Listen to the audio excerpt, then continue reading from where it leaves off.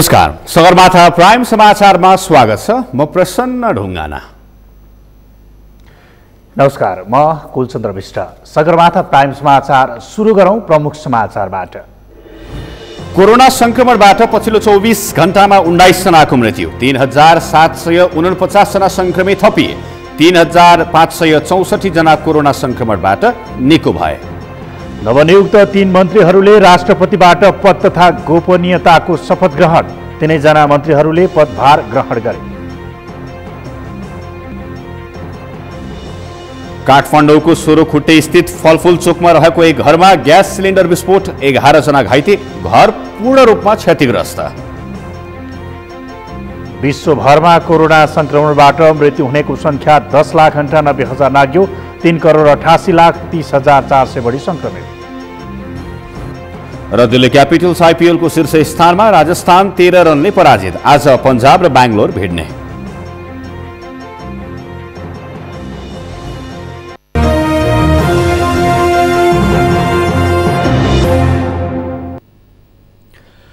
Sagarmatha prime समाचार अब विस्तारमा। नेपालमा कोरोना भाइरस संक्रमणबाट थप 19 जनाको मृत्यु भएसँगै मृत्यु हुनेको संख्या 694 पुगेको छ।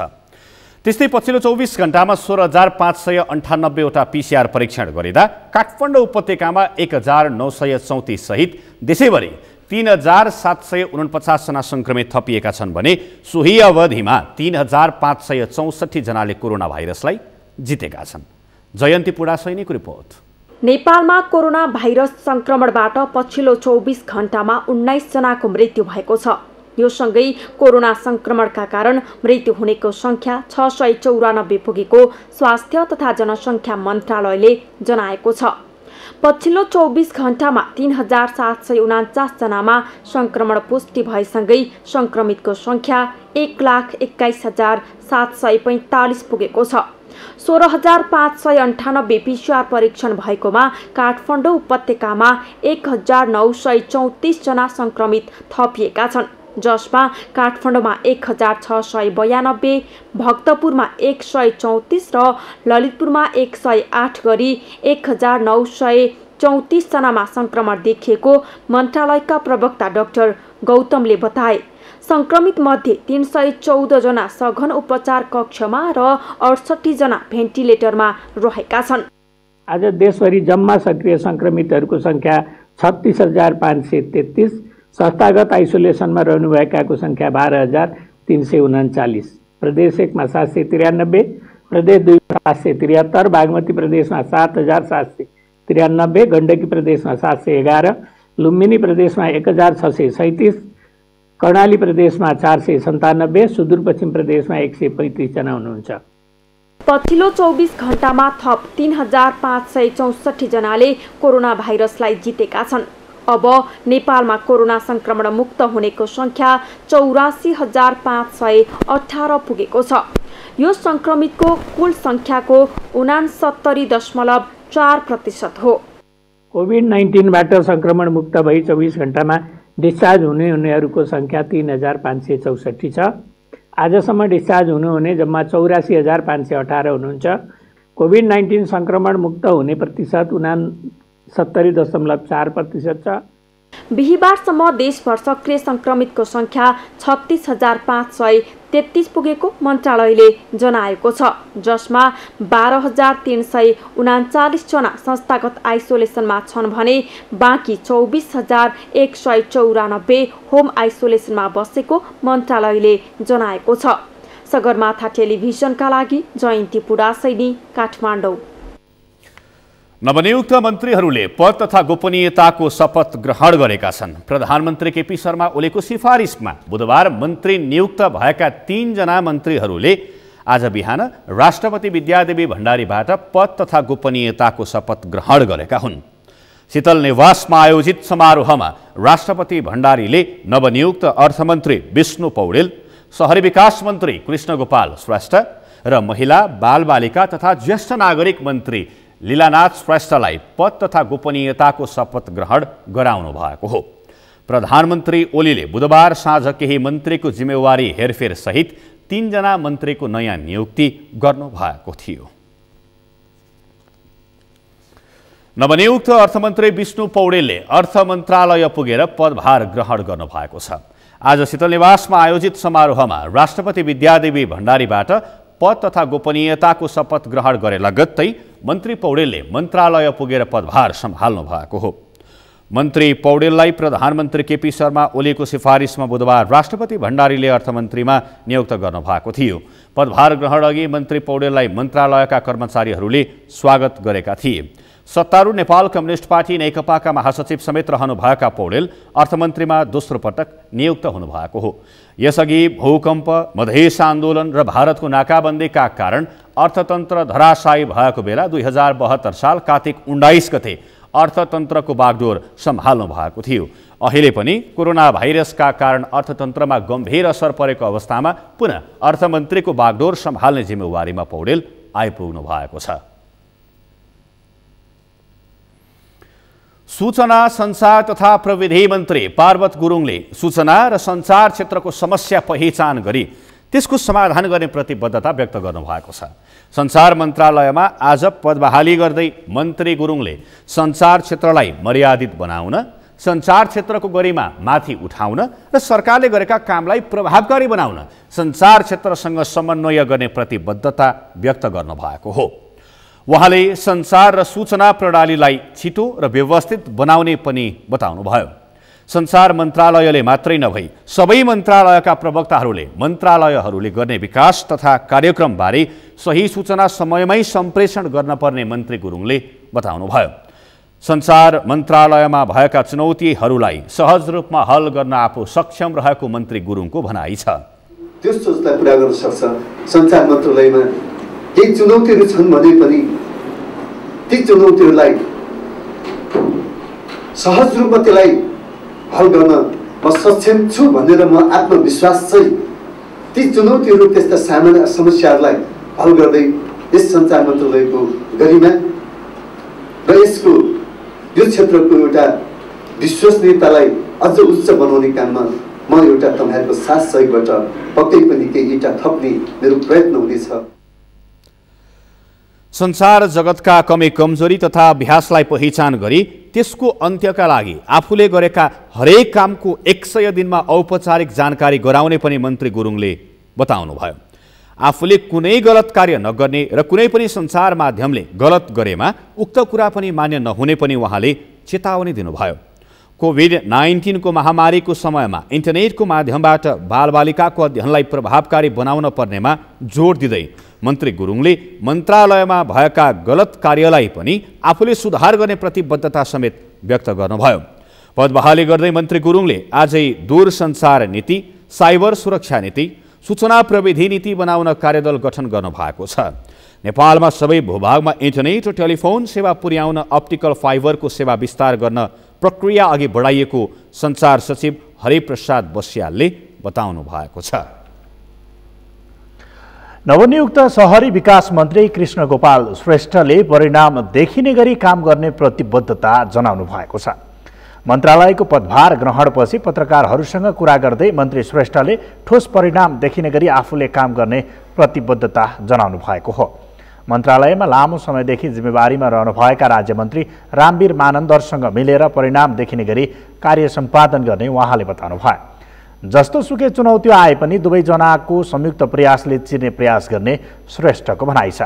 प्रतिकूलतासँग झस्केर बर्बाद भयो भनेर कहिले पनि निराश नबन्ने भन्दै उहाँले प्रतिकूलताभित्र अनुकूलता सिर्जना गरिने कामको परिणाममा आफूले विश्वास गर्ने बताउनु भयो।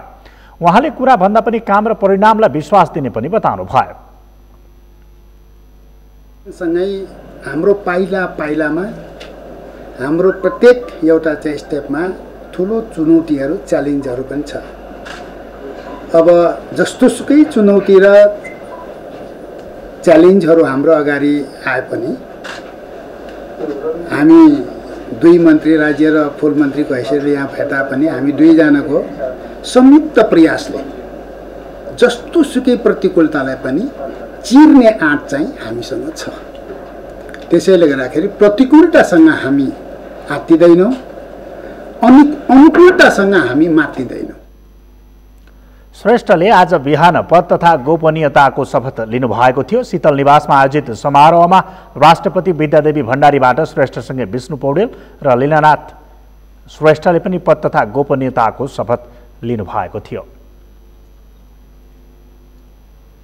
महिला बालबालिका तथा ज्येष्ठ नागरिक मन्त्री लीलानाथ श्रेष्ठले मन्त्रालयलाई नमुना मन्त्रालय बनाउने प्रतिबद्धता व्यक्त गर्नुभएको छ।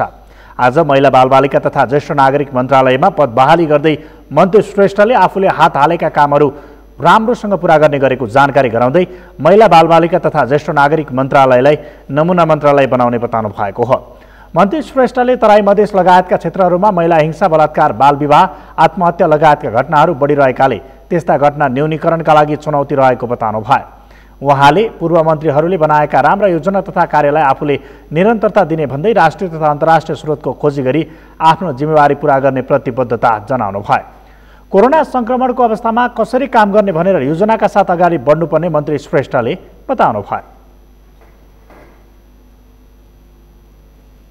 पहिले त प्लानिङ गर्नु पर्यो र बजेट कति आवश्यकता छ, त्यसमा हाम्रो सरकारले कति दिन सक्छ, अन्तर्राष्ट्रिय गैर सरकारी संस्थाबाट कति ल्याउन सक्छ, हाम्रो यो गैर सरकारी संस्थाहरूबाट कति ल्याउन सकिन्छ, यो प्राइभेट सेक्टरबाट पनि इन्टरनेसनल रूपमा प्राइभेट सेक्टरहरूले पनि तपाईँको विभिन्न सङ्घ संस्थाहरूलाई सहयोग गरिरहेछ, त्यो स्रोतको खोजी गर्नुपर्छ। त्यसै कारणले हामी सबभन्दा पहिले प्लान हामीले बनाउन आवश्यक छ। बजेटको मलाई कमी जस्तो लाग्दैन। उहाँले आफूले नीतिगत काममा लागि पर्ने र त्यसमा राष्ट्रसेवा कर्मचारीहरूले सहयोग गर्नुपर्ने समेत बताउनु भयो। नेकपाकी सङ्घीय सांसद सानु शिवा पहाडीको पशुपति आर्य घाटमा अन्त्येष्टि गरिएको छ। असोज 28 गते असामयिक निधन हुनुभएकी पहाडीको आज पशुपतिमा अन्त्येष्टि गरिएको हो।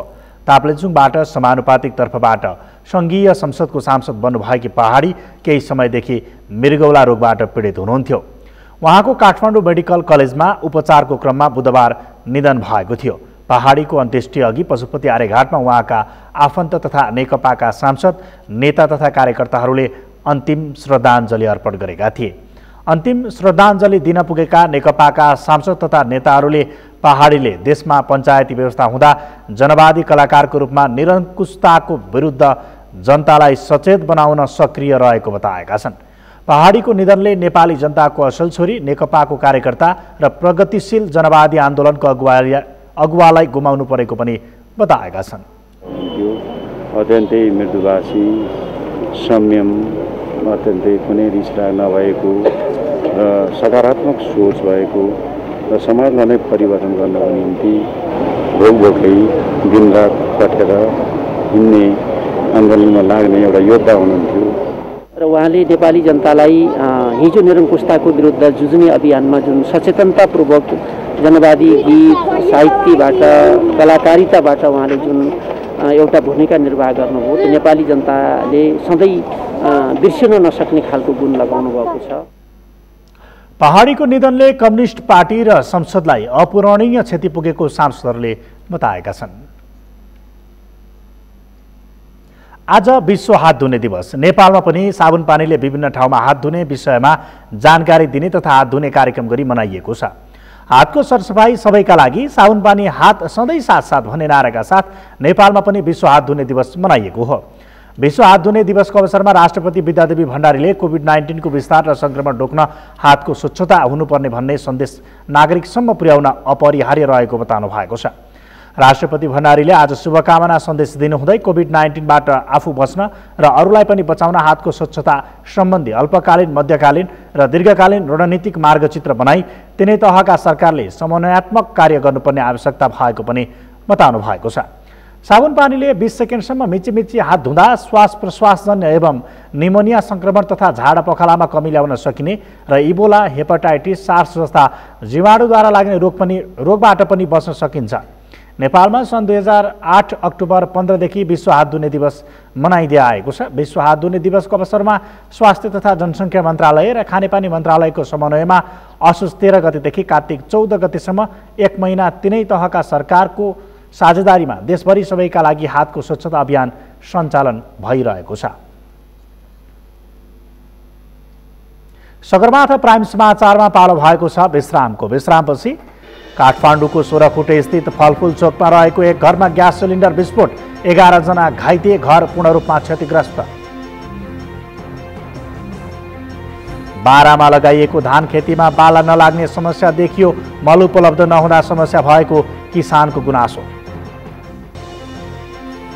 र रोल्पाको सुनसहारी गाउँपालिकाले पर्यटन क्षेत्रको विकास र विस्तारका लागि काम थाल्यो, भौतिक पूर्वाधार निर्माणका लागि बजेटको व्यवस्था।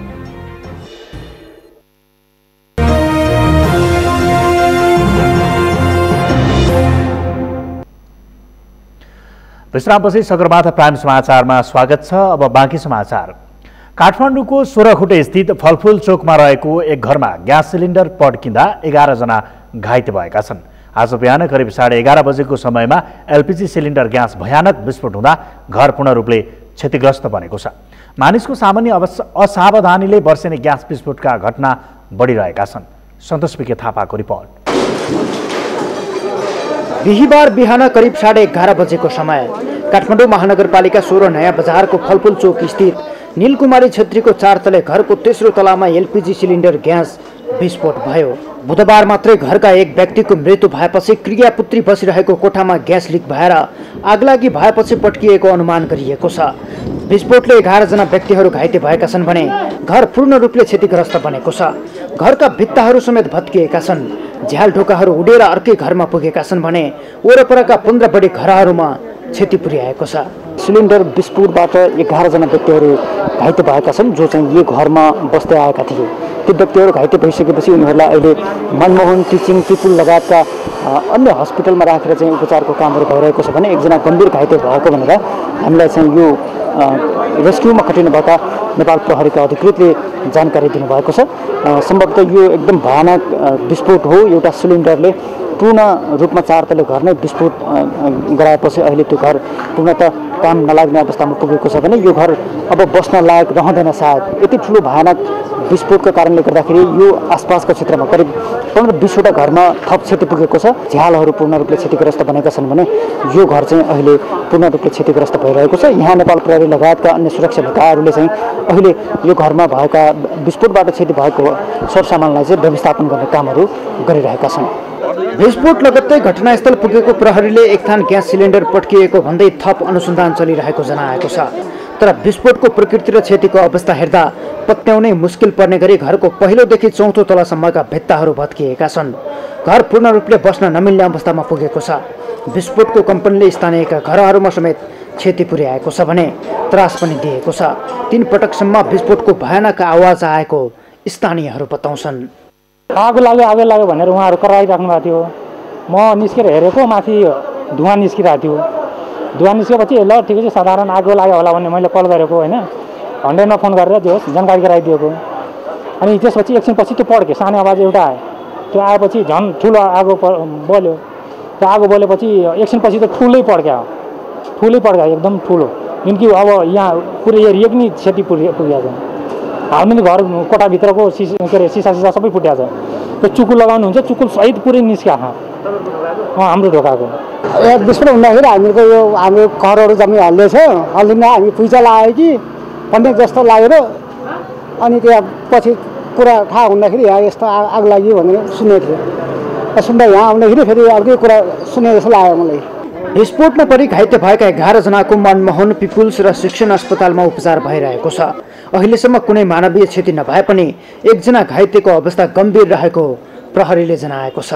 टोटल 11 जना घाइते चाहिँ मनमोहन हस्पिटलमा 3 जना, पिपुल्स हस्पिटल नयाँ बजारमा 5 जना र टिचिङ हस्पिटलमा 3 जनाको उपचार भइरहेको छ। ग्यास लिक भएर आग लाग्ने भयो। त्यहाँ अगाडिपट्टिको छिमेकीले देखेर उहाँ कराउनु भएपछि चाहिँ सबै भागेको चाहिँ देखिन्छ। अहिले तत्काललाई चाहिँ अब हामीले अब सबैसँग बुझ्दाखेरि त्यो ग्यास नै विस्फोट भयो जस्तो देखिन्छ। अब अन्य केही रहेछ भने पछि खुल्दै जाला। पछिल्लो समय सामान्य असावधानीका कारण हामीले दैनिक जीवनमा प्रयोग गर्ने एलपीजी सिलिन्डर ग्यास पड्किएर ठूलो क्षति बेहोर्नु परेको छ। ग्यासहरू विस्फोट हुनुका पछाडि रेगुलेटरबाट हुने ग्यास लिक नै प्रमुख कारण हो।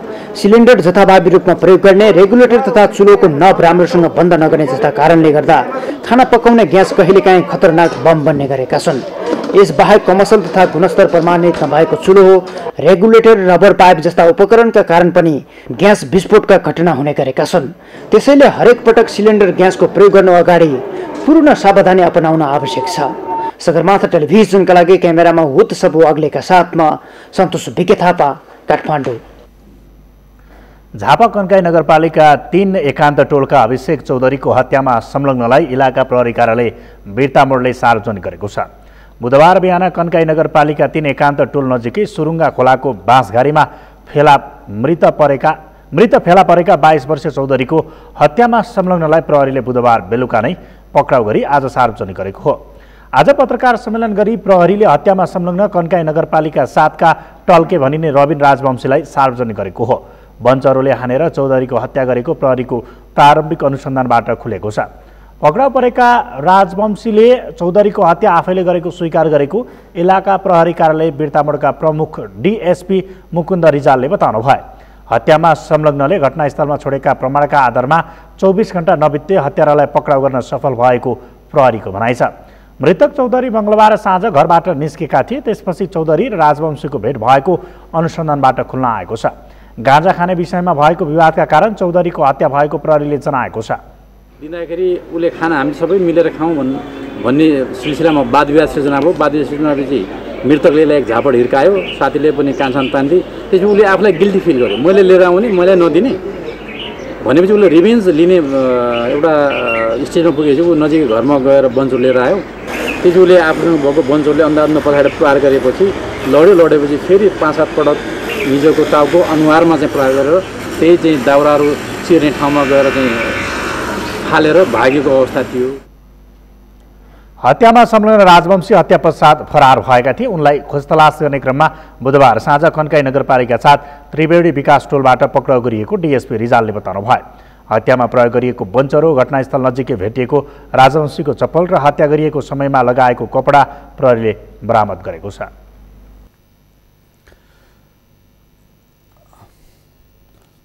रोल्पाको सुनसहरी गाउँपालिकाले पर्यटन क्षेत्रको विकास र विस्तार गर्ने नीति अघि बढाएको छ। स्थानीय तहका पर्यटकीय क्षेत्रको उचित प्रवर्धन गरी प्रचार प्रसार गर्न लुम्बिनी प्रदेश सरकारले पनि आर्थिक सहयोग गरेको छ। गाउँपालिकाको यो कदमलाई पर्यटन व्यवसायीले स्वागत गरेका छन्। भरत नेपालीको रिपोर्ट। बाराका किसानको मुख्य बाली धान हो। यो वर्ष कोरोनाको कहरले गरिएको लकडाउनको प्रभाव धान बालीमा पनि देखिएको छ। समयमा मलखाद उपलब्ध नहुँदा धान खेती फस्टाएको छैन। बढी मूल्य तिरेर किनेको युरिया, डीएपी लगायतको मल प्रयोग गर्दा खर्च बढे पनि बाली नसप्रिएको भन्दै किसानमा चिन्ता बढेको छ। पहिलाको जस्तो धानहरू फलेको छैन, धानमा पनि रोगहरू लागिरहेको छ, फौजे किराहरू, यस्तै अब धानको बोटहरू मर्ने, पानी सानी प्रशस्त आए तापनि यसपालि सोचेको जस्तो किसानहरूलाई अब धानले साथ दिएको छैन। पहिला अब गठामा तपाईँको 3-4 मुरी हुन्थ्यो भने यसपालि 1.5 मुरी 2 मुरी मुस्किलले फलिरहेको छ। यस्तै छ अहिले यसपालि अब किसानहरूलाई घाटै छ यसपालि। सबै छैन, नफलेर त यति बेलासम्म राखेको हरियो भन्छ दाना छैन। मेरो त यति नै हो, 3 कट्टा। जसो भनौँ बुहारीले त हुँदा कमाउँथ्यो, गयो, खेतालो पनि उठेन। जिल्लाको भित्री भागमा मात्र होइन, चुरे क्षेत्रको धानबालीमा पनि यस्तै समस्या छ। अधिकांश क्षेत्रको धानमा बाला लागेको छैन भने बाला लागेको धानमा पनि भुस मात्र छ। किसानले भारतीय क्षेत्रबाट ल्याएको मलको गुणस्तर जाँच नहुँदा पनि यो समस्या आएको उनीहरूको बुझाइ छ। यसका लागि सरकारले किसान मैत्री नीति ल्याउन आवश्यक रहेको किसानले सुझाएका छन्। आफ्नो जग्गामा खेती गर्ने मात्र होइन, जग्गा भाडामा लिएर खेती गर्ने पनि बाली नसप्रदा समस्यामा परेका छन्। प्रति कट्ठा 3000 रुपियाँ तिरेर जमिन भाडामा लिएका किसानको लगानी नै नउठ्ने अवस्था देखिएको छ। मलखाद नपुगेका कारण बालीमा अन्य रोग लागेको छ। पहिला 4 कुइन्टल फल्थ्यो एक गठामा, अनि यसपालि त के अरे 2 पनि भएन कि 2 पनि भएन। एक गठाका 3000। बुढापाकाहरूले भन्छ पूर्वी हावा लाग्यो भनेदेखि तपाईँको चाहिँ रोग लाग्ने रे, त्यस्तो भन्छन्। मान्छेमा पनि रोग लाग्ने, खेतीपातीमा मान्छेलाई भयो, खेतीपातीलाई त्यस्तो हुन्छ अरे भन्छ। अब हामीलाई त के थाहा होइन। त्यस्तै देखियो त होइन, बाली पनि फले। अब हेर्दा त्यतिखेर पूर्वी हावा लाग्यो, त्यतिखेर मल इन्जिन मल पनि हाल्यो, मलको पनि दोष देखायो। त्यही हो कि दुईटैको दोष हो कि अब के गर्ने। अब नेपालको मुख्य खाद्य बाली धान उत्पादन गर्न सरकारले किसानलाई प्रोत्साहन गर्नुपर्ने देखिन्छ। वातावरण सुहाउँदो बिउ वितरणदेखि समयमै उचित मलखादको व्यवस्था गर्न सके देश कृषिमा आत्मनिर्भर बन्न सक्छ। त्यसका लागि किसानलाई बालीनाली बारे उचित ज्ञान दिने, माटो सुहाउँदो बिउ र मलखाद उपलब्ध गराउने, व्यावसायिक खेती गर्नेलाई प्रोत्साहन गर्ने काम सरकारवाला निकायले गर्न आवश्यक छ। सगरमाथा टेलिभिजनका लागि बाराबाट जितलाल श्रेष्ठको रिपोर्ट। म्याग्दीको सदरमुकाम बेनी बजारदेखि ग्रामीण क्षेत्र जोड्ने सडकमा 6 महिनापछि यातायात सञ्चालन भएको छ। सडक मर्मतको काम सकिएपछि सवारी साधन सञ्चालनमा आएको हो। सन्तोष गौतमको रिपोर्ट। बेनी जमसोम, बेनी दरबाङ, बेनी पाखापानी, बेनी बागलुङ लगायतका जिल्लाका मुख्य र अन्य अधिकांश सहायक सडकहरूमा असोज तेस्रो सातादेखि नियमित यातायात सञ्चालन हुन थालेको छ। बर्खा रोकिएको, बाढी, पहिरो र कटानले बिग्रिएका सडक मर्मत गरेपछि सदरमुकामदेखि ग्रामीण बस्ती जोड्ने सडकमा यातायात व्यवसायीले सवारी सञ्चालन गरेका हुन्। स्थानीय तहहरूले बजेट विनियोजन गरेर सडक मर्मत गरेपछि आवत जावत, ढुवानी र ग्रामीण क्षेत्रमा कृषि उपज निकासीमा सहज भएको छ। गत असारदेखि अवरुद्ध भएका ग्रामीण सडकमा सवारी साधन सञ्चालन हुन थालेपछि स्थानीयवासीलाई सुविधा पुगेको छ। ठाउँ ठाउँमा चाहिँ बाटो अस्तव्यस्त भाँसिनुदेखि लिएर अब त्यहाँका संरचना नै, बाटोको संरचना नै भत्ताभिङ्ग पारेको अवस्थामा यो दसैँ तिहारको बेलामा पहिला पनि यस्तै गरी सधैँ गरी बाटो सफा गरिन्थ्यो। जेसिबी लगाएर साना मेसिनद्वारा बाटो सरसफाइ, सामान्य खाल्टाखुल्टी पुर्ने, कोही ठाउँमा भत्केकाहरू फाल्ने गरिन्थ्यो भने अहिले चाहिँ धेरैभन्दा धेरै क्षति मान्छे पैदल वर्दर गर्न पनि नसक्ने अवस्थाका बाटोहरू नि भए कतिपय ठाउँहरूमा।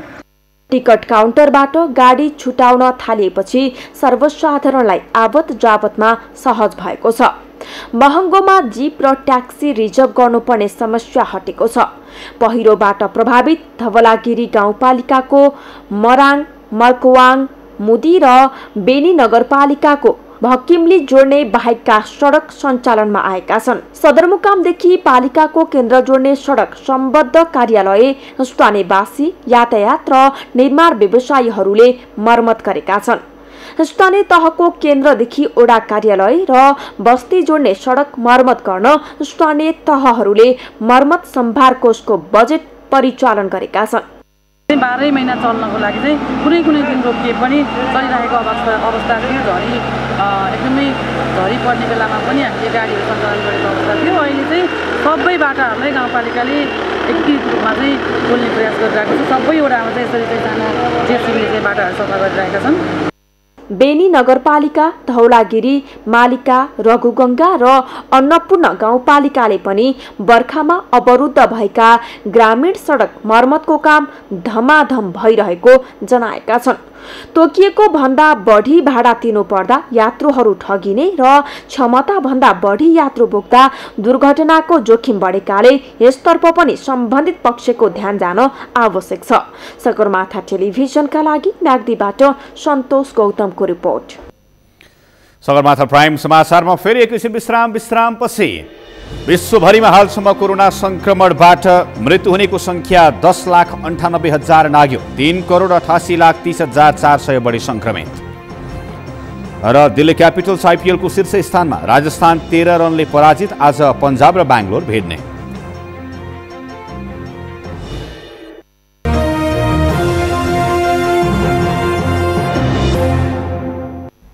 अब पालो अर्थ समाचारको। अर्थ समाचारका प्रायोजक हो आफ्नो विश्वास हो त्रिशक्ति सिमेन्ट।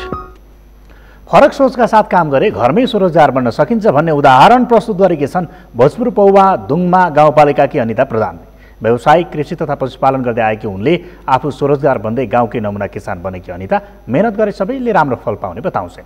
भोजपुरबाट मोहन तामाङको रिपोर्ट।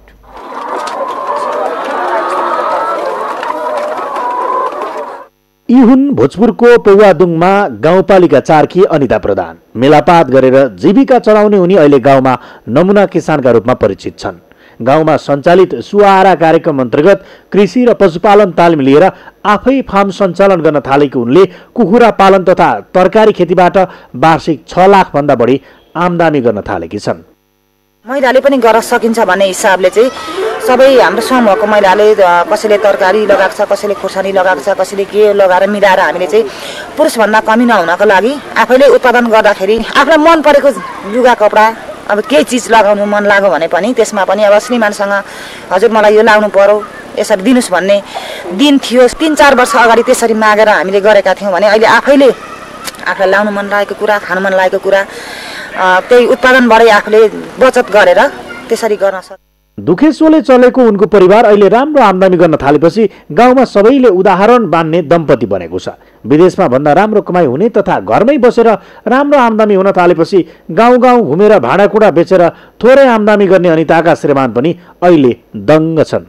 बाहिर भन्दाखेरि अब बाहिर कमाउँदाखेरि 12 घण्टा ड्युटी खटेर चाहिँ हामीले गरेर खटिन्छ भने यहाँ हामीले 8 घण्टा मात्रै खट्यौँ भने बाहिर भन्दा चाहिँ हामीले धेरै आम्दानी लिन सक्ने रहेछौँ भनेर चाहिँ अब त्यो अलिअलि ज्ञान लिएको छु।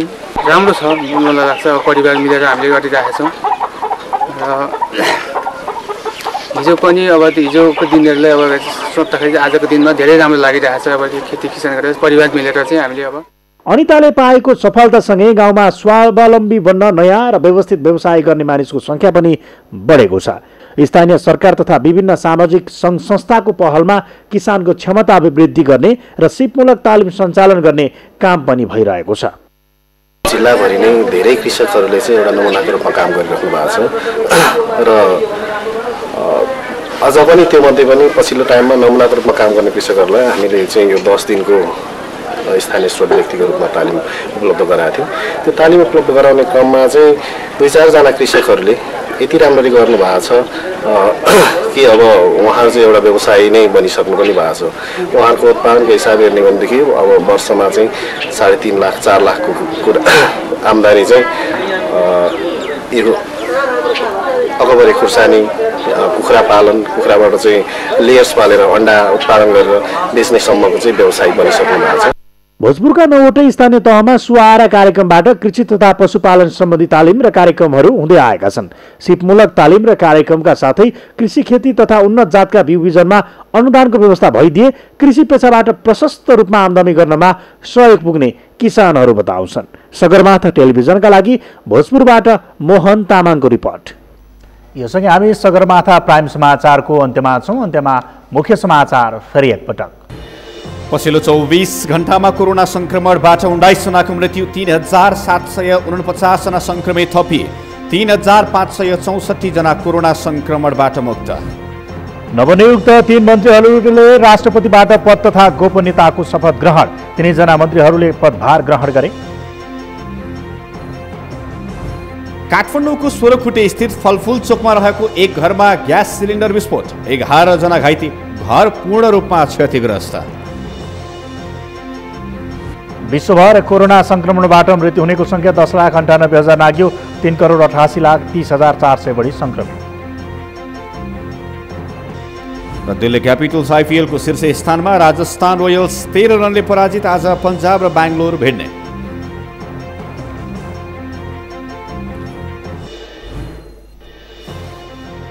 हवस् त, सगरमाथा प्राइम समाचार अहिलेलाई सकियो। तपाईँ समाचार बुलेटिनका साथै सगरमाथा टेलिभिजनका सम्पूर्ण कार्यक्रम www.sagarmatha.tv मा पनि पढ्न र हेर्न सक्नुहुनेछ। साथै युट्युबमा youtube.com/sagarmatha.tv नेपालमा हेर्न सक्नुहुनेछ। साथै तपाईँ हामीलाई फेसबुकमा पनि facebook.com/stv नेपालमा फलो गर्न सक्नुहुनेछ। समाचारको शिखर, नेपालको गौरव, नेपालको पहिलो न्युज च्यानल सगरमाथा टेलिभिजन हेर्दै गर्नुहोला। नमस्कार।